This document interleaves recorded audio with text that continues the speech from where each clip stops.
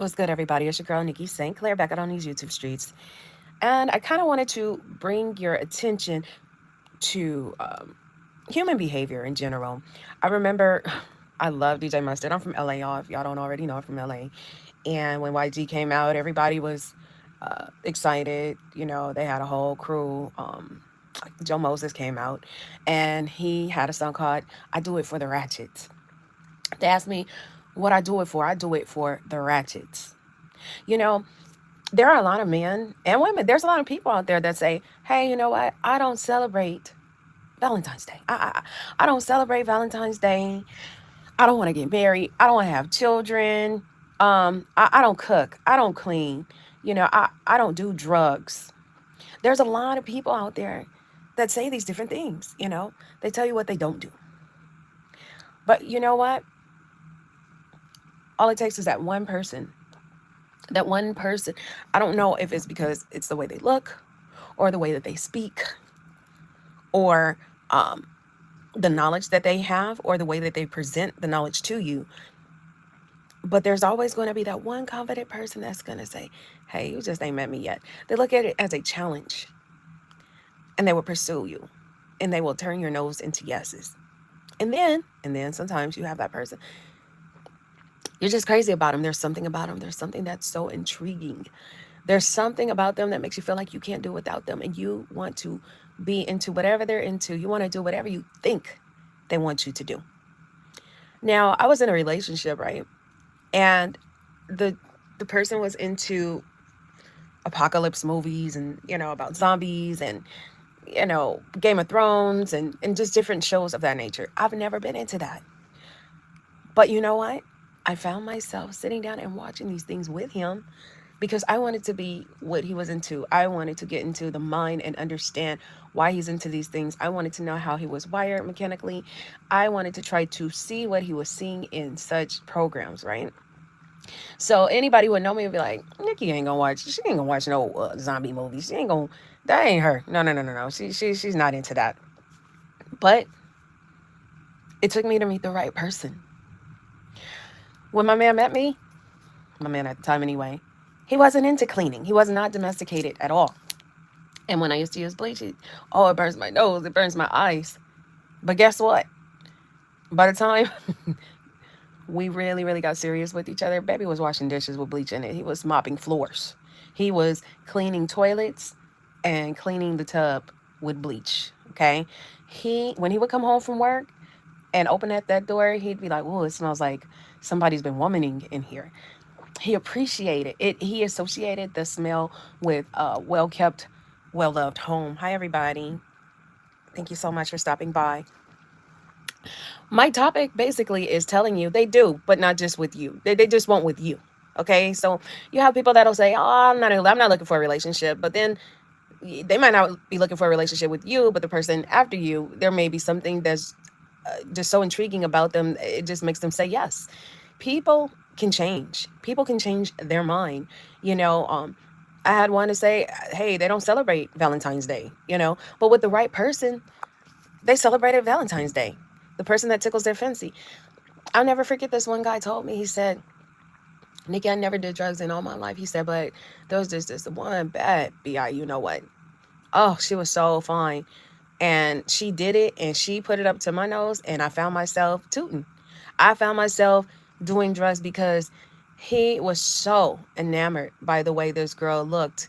And by being with this girl and being seen with this girl, he found himself doing things that he said he wouldn't do. And I knew exactly what he meant because let me tell you something. I met a guy and he came into my life and I just wanted to do whatever he wanted to do. I wanted to be wherever and go wherever he wanted to go.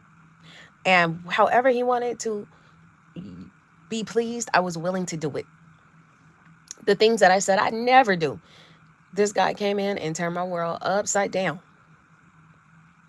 So, the next time you meet somebody and they tell you, "Hey, no, I don't do that. No, I'm not about that. It's off. I don't believe in that. I've had men to come to me and say, "You know what? I don't believe in, I don't do all that church stuff. I like you, but I don't really go to church like that." And because they like me so much, they found themselves in church. And guess what? They enjoyed church. They got something out of it.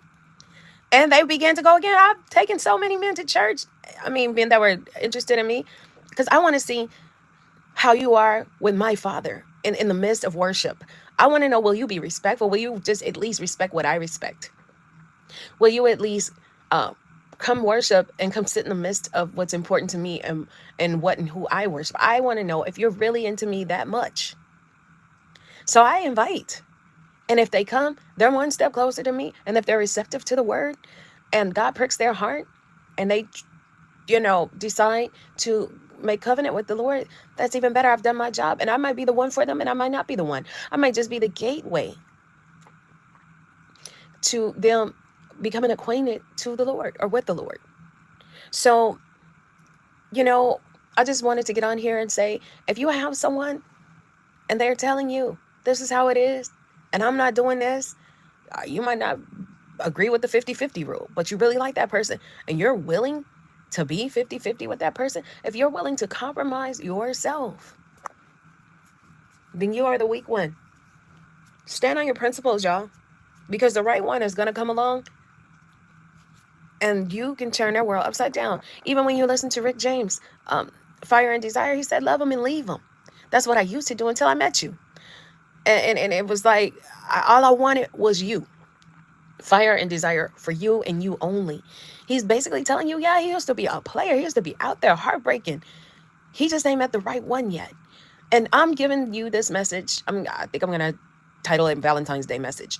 I want you to truly just take inventory on your relationships. Have you been getting the short end of the stick? Have you been getting someone that is refuses to compromise themselves and just stands on principle? And if so, that's cool. If you want to respect them and respect their boundaries, that's cool. But what are your standards? What do you require? Are you willing to bend those standards for someone who's not willing to bend for you? I don't want you to give up. I don't want you to lose who you are. I look at Pop the Balloon and they're like, oh, your pants were too tight. Your dress was too short. You have too much makeup on. I don't like the weave and all of that. I like my girls more natural. One time they were going down the lane and the girl was like, why did you pop his balloon? Well, he was too short. And then all of a sudden, two other balloons popped. And so they walked over and they asked the two guys, why did you guys pop your balloon? Well, she made the remark that he was short and I'm his height, or I'm shorter than him. So I knew I was going to get eliminated. And the girl stood there and said, well, I would have made an exception for you. I would have made an exception for you because I like you. I feel a connection with you. Do you see how that works, y'all? So when a person is telling you, hey, I don't like this, or I don't celebrate that, or I refuse to do this for you because this is just something that I don't do, you're not their person. You're not their person and you're not compatible. And I don't encourage anybody to compromise themselves. Please, please, please stand on your square.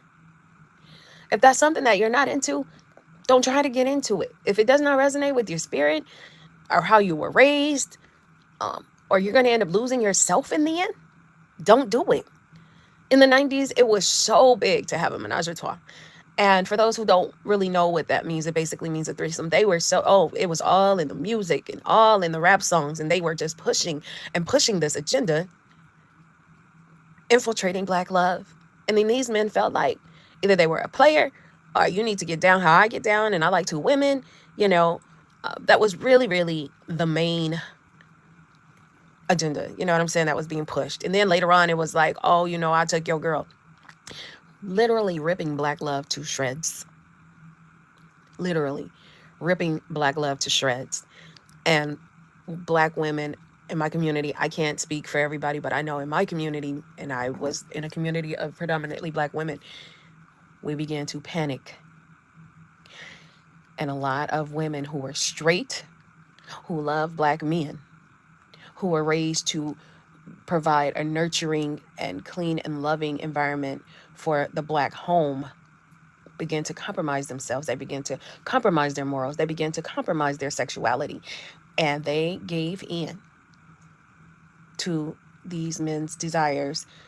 And the men were influenced by the music, by other men, and they wanted to try it. And what ended up happening is ultimately either the man would leave the initial woman to be with the third party, or they just decided, you know what, I've had a taste of the outside world, outside of us, outside of what we have, and maybe I just don't want this relationship no more. Maybe I want to just be out there. And when you break covenant with your partner, when you begin to allow outside forces and energies into your home, separation comes. And a lot of times women make the mistake to fall for giving the man what he wants, because she calls herself showing loyalty and loving him so much and allowing him to lead. And she's willing to throw her morals, her standards, and her beliefs away for that man. And then in the end, the man is like, well, you know, well, I want me a strong woman. I want me a woman that knows what she wants. I want a woman this. I want a woman that. And I want this type of woman, and it's usually they want the woman they had before she compromised herself, y'all. And I'm saying all of this to say, find out who you are, know who you are, stand on who you are, and don't bend or break for nobody. Because the minute that you bend and break for somebody, you lose yourself. You lose yourself. You lose your self-worth. You lose your self-dignity. You lose, your reputation is tarnished. Everything. Everything is at stake, y'all. Be a stand-up person. Love yourself enough to say no. I loved myself enough to say no. And he was the man, I would say he was the man of my dreams. And I did find myself compromising things that he wanted to do, things that he wanted to talk about, things that he wanted to watch, things that he wanted to experience. And I gave him those experiences. I gave him those experiences. And guess what? Guess what? In the end, it didn't work out, and he married somebody else. He with somebody else. And I don't know their business. I don't know if she was already into the things that he was into or not. But one thing I do know is I lost myself trying to be someone's everything. Be your own everything. Stand tall, stand firm, be true to yourself, love yourself, stay connected with the Lord, and he will send someone who just absolutely adores you as you are. You ain't got to bend, you ain't got to break, you ain't got to throw your morals away. You ain't got to put aside who you really are. You ain't never got to be uncomfortable. Anybody that really loves you ain't gonna never, they gonna be able to know your spirit ain't right and you're not comfortable with this. Baby, that's okay. You don't have to do it. They're gonna love you just for who you are. And they're gonna always consider your feelings and value you to a point where they don't want to lose you. They don't want to offend you. And if they do, they will always tell you that they're sorry. They will make it right, and they will try their best to never do it again. Anyways, I'm Nikki St. Clair. Happy Valentine's Day. Everybody love on themselves, love on your family, love on your pet, love on your friends, love on the Lord. And if you're married or if you have a significant